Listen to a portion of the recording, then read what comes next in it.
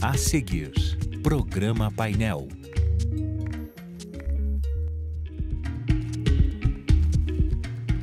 Boa noite, terça-feira, 19 de março de 2019.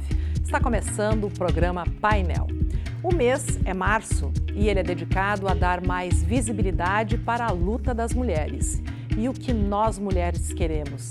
O básico numa sociedade que deve ser de respeito e igualdade entre os gêneros. Este também é o mês para falar muito e mais alto contra a violência física e psicológica e dar um basta. Neste momento estamos ao vivo pela UPF-TV no canal 4 aberto e também no canal 14 da NET. O painel também é transmitido pela rede de rádios UPF e no Facebook na página da UPF-TV. E é claro, a gente conta com a sua participação. Programa Painel. Apresentação: Zumara Colucci.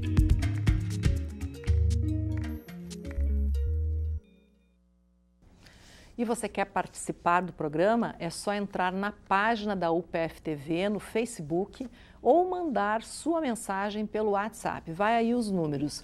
O WhatsApp da UPF-TV é o 98418-0186 e o WhatsApp da Rádio UPF é o 98418-0089.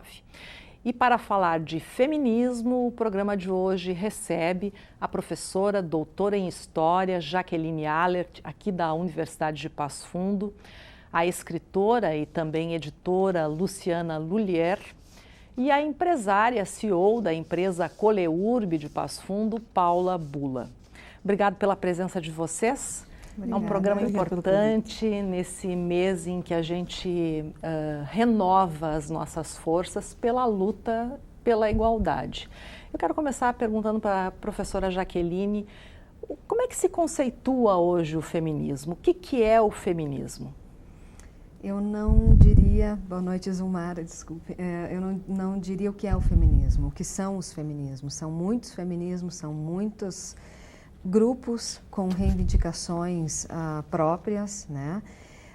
E ele hoje se encontra muito aberto a isso, né? Ele abraçou causas, enfim, das mais diversas, né? E quando ele inicia pelo desejo, no século XIX, de uma igualdade, de uma equidade em relação política, jurídica, né?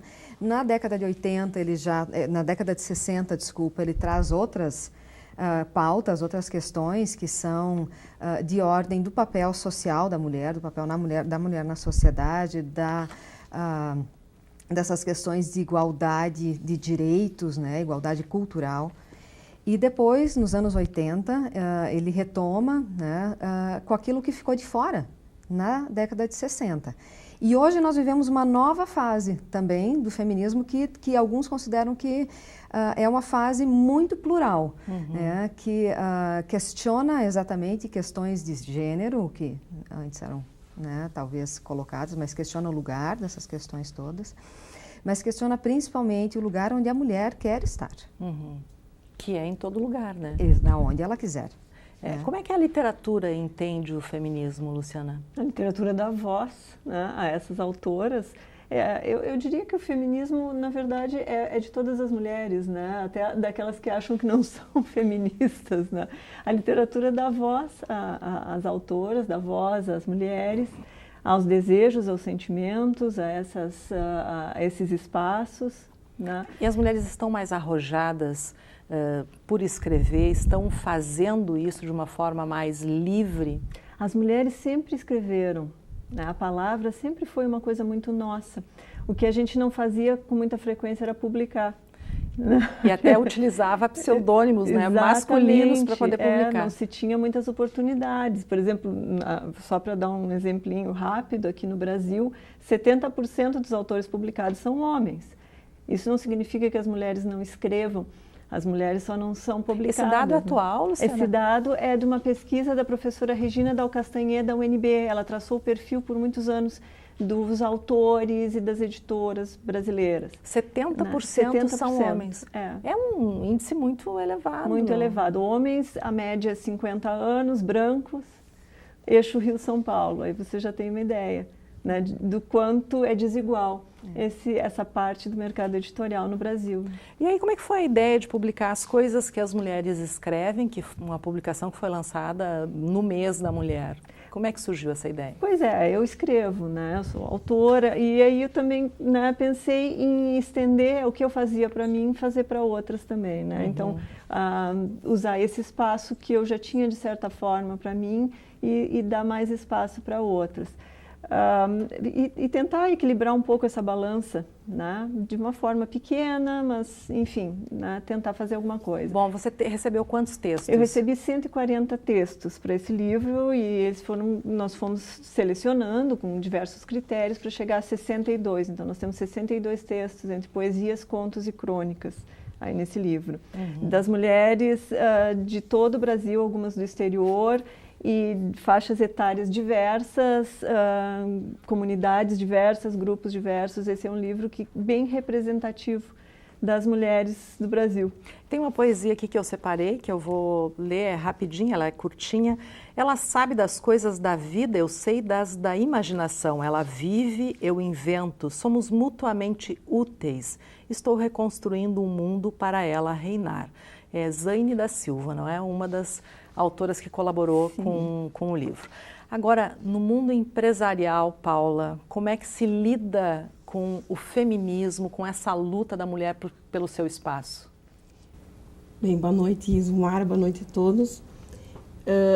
A mulher tem que ser muito mais competente, mostrar às vezes a competência dela. Te ajuda aqui. Né? Em relação ao masculino, né?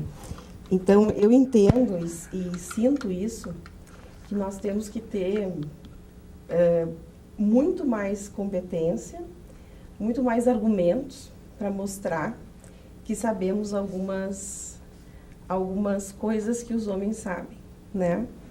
Para justificar, muitas vezes, o que a gente tá falando. Eu já comecei me formando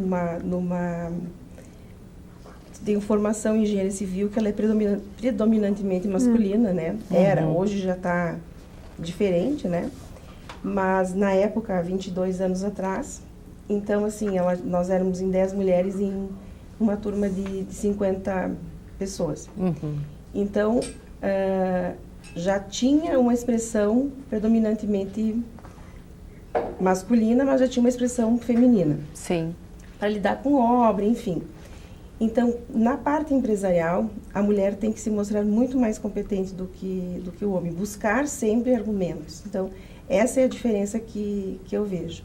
Porque, principalmente, muitas vezes, talvez, não sei se no sul do país, né, onde eu venho de família italiana, tem uma característica onde o patriarca da família sempre foi a parte mais forte, vamos dizer assim. Então, a gente sempre... Eu sinto dessa forma, assim. Sim. A questão da competência. E como é que tu enfrentou isso numa atividade, né? Hoje você é CEO da empresa Coleurb em Passo Fundo, uma empresa que eu acho que a maioria dos funcionários são homens. Como é que você enfrentou esse desafio dentro de uma empresa, no comando de uma empresa que é formada basicamente por homens? Como eu falei, a minha formação ela já foi da parte de engenharia civil e eu me especializei na parte de transportes. Então, assim, eu busco sempre na competência, na dedicação, a questão do fazer o que eu gosto, né, Zumara? A gente sempre tem que buscar o que a gente gosta de fazer. Isso eu acho que é a primeira coisa que a gente...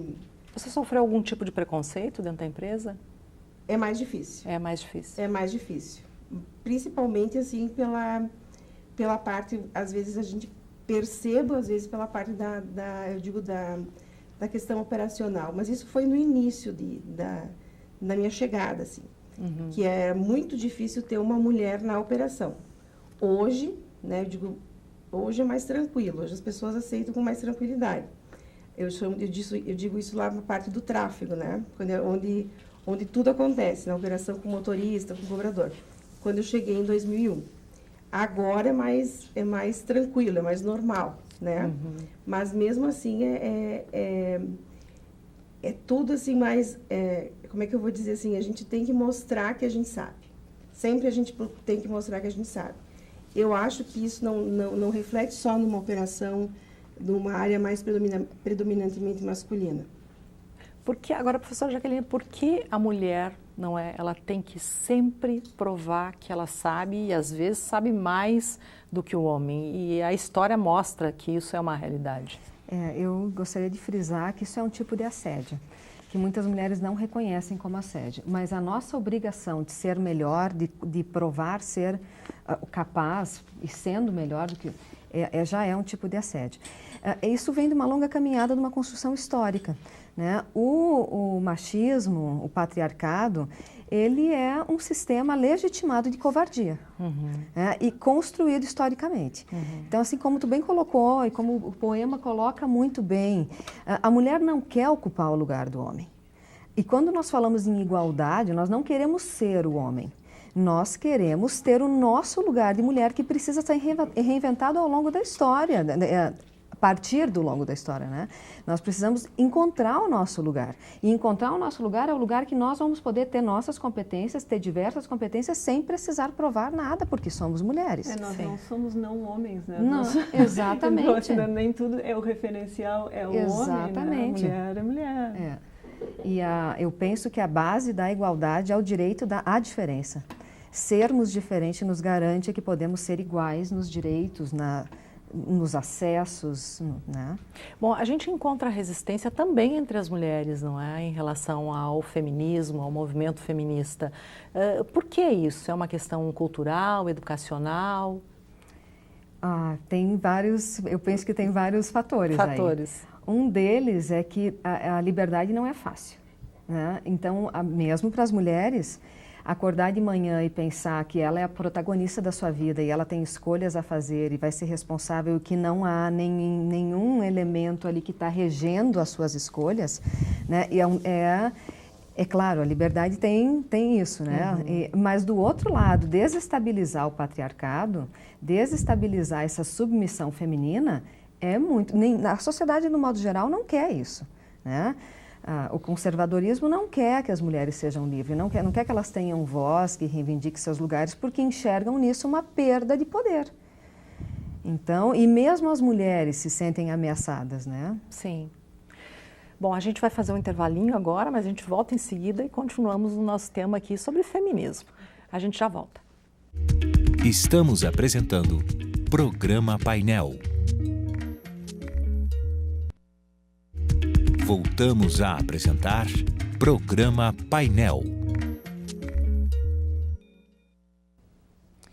Estamos de volta e você pode participar do programa pela página da UPF-TV no Facebook ou também pelo WhatsApp. O WhatsApp da UPF-TV é o 984180186 e o WhatsApp da Rádio UPF é o 984180089. Aqui com a gente hoje falando sobre feminismo estão a professora, doutora em História aqui da Faculdade de História da Universidade de Passo Fundo, Jaqueline Allert, a escritora e também editora Luciana Lullier e a empresária e CEO da empresa Coleurb de Passo Fundo, Paula Bula.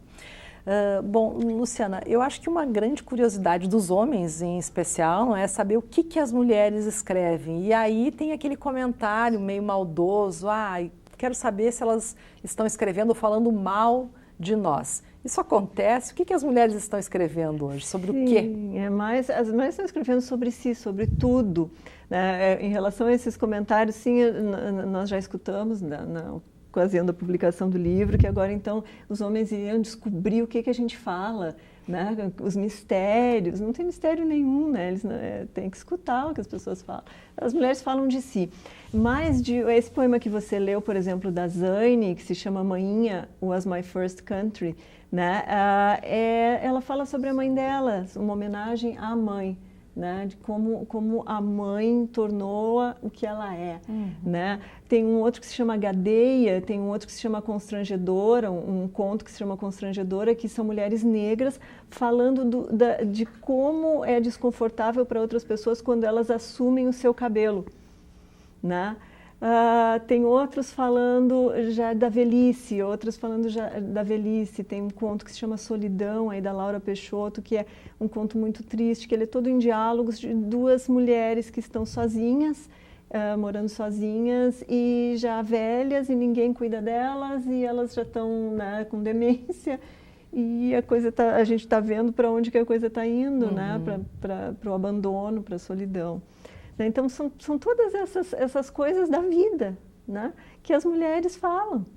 E elas colocaram no Aliás, livro. você falou do cabelo, não é? Essa obrigação da mulher de estar sempre bem, bonita, uma imposição também da sociedade. Como se lida com isso? Essa é uma das pautas do feminismo contemporâneo. É um fator de empoderamento, né? O feminismo negro, por exemplo, ele tem uma representatividade na liberdade dos cabelos, aquele cabelo que não precisa mais ser alisado, que não precisa mais ser pintado. Mas existem outros modos, né? Da aceitação do próprio corpo, do conhecimento do próprio corpo.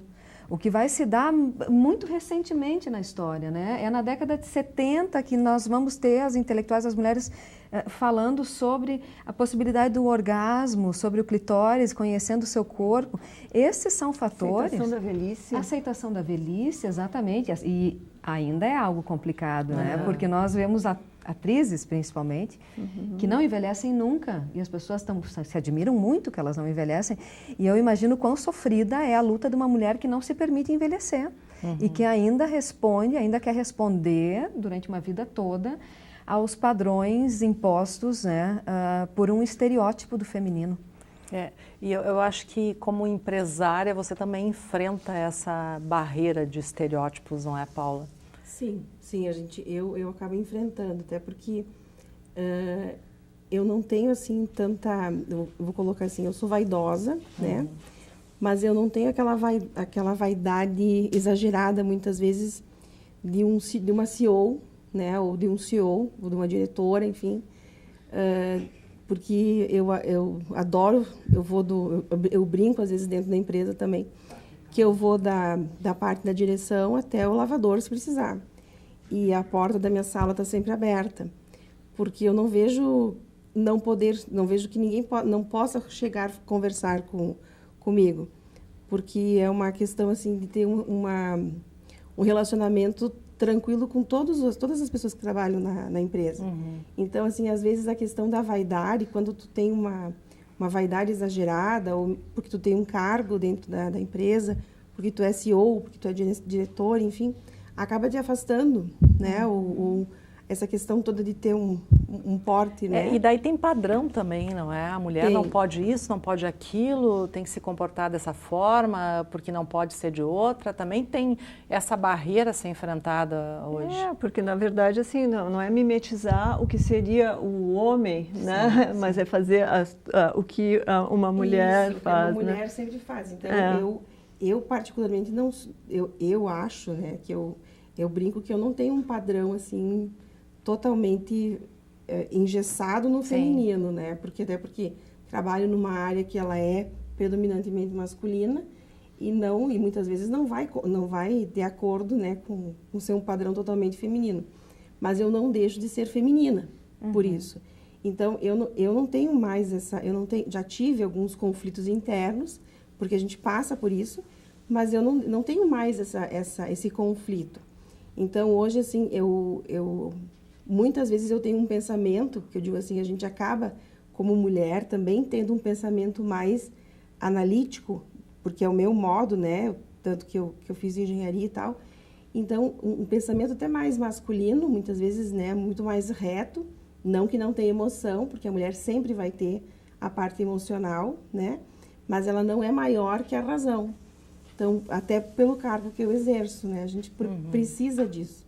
Então, eu vejo que a mulher nunca vai deixar de ser feminina, mas ela precisa, sim, sempre estar de acordo com a sua função, enfim. Mas não sem perder a feminilidade. Agora, o feminismo em tempos de redes sociais, não é? A gente enfrentou aí uma campanha eleitoral cheia de ódio, ainda a gente vê muito ódio nas redes sociais. Como lidar com isso, professora Jaqueline? É difícil, né? É uma questão que causa muita confusão e há muita falta de informação. É claro que o feminismo está associado a movimentos que reivindicam direitos, né, os direitos humanos, igualdades, olha, o feminismo não está interessado só na mulher branca de classe média, ele está interessado na pessoa que está na periferia e que talvez não conheça isso. O que é um assédio? Em que momento ela é violentada? Muitas vezes essas mulheres não reconhecem isso. Mas, então, como o feminismo está vinculado a movimentos que, por sua vez, dialogam com esses direitos humanos, ele é atrelado muitas vezes à esquerda. Se o feminismo, questões ideológicas, não é? Partidárias. Exatamente. Se ele tivesse que ser acoplado, digamos, em algum espaço, ele estaria mais para a esquerda do que para a direita. Mas ele está além da esquerda. Né? Ele é mais radical, eu penso que ele é mais radical nas suas reivindicações. Ele é mais profundo porque ele quer transformar, ele quer mobilizar, fazer com que as pessoas repensem a própria estrutura social, né? O próprio certo e errado daquilo que nós nos convencionamos a acreditar. Então, há muita confusão, sem dúvida, né? E o espaço das redes sociais é um espaço livre de... Então, não dá para ser abandonado, não é? A gente não pode achar que abandonando a gente vai resolver o problema. Não, a gente tem que participar de uma forma proativa, correta, enfim. Claro. Se posicionar, né? Se posicionar. Ter sempre muita coragem, né? Ter coragem de colocar suas posições ali, de argumentar, de se posicionar. Né? Eu acho que é nisso mesmo que está, Luciana, no argumento. Sabe, é como nós dizíamos antes, eu não quero ser um homem e sair correndo sem camisa, mas eu quero ter o direito de sair à noite se eu quiser correr. Eu como mulher, não tenho o direito de chegar em casa agora, colocar uma roupa e sair para correr. Não tenho. É perigoso, é extremamente perigoso. Eu estou suscetível a inúmeros tipos de violência. O meu marido pode fazer isso, meu pai pode fazer isso, mas eu como mulher não posso. Então a questão é de argumentos de fato, né? Quais são de fato as coisas que as mulheres não podem fazer? Aquilo que elas são privadas de fazer simplesmente por serem mulheres. Bom, a gente está quase encerrando o programa. Eu queria saber uma palavrinha de cada uma de vocês. A gente vai para onde? A gente vai vencer essa batalha? Isso vai levar muito tempo? O que a gente pode esperar? Eu já fui bem pessimista em relação ao empoderamento. Principalmente quando as questões nas redes sociais começaram a ter muito vulto. Mas hoje não. Hoje eu vejo que o feminismo cresce muito.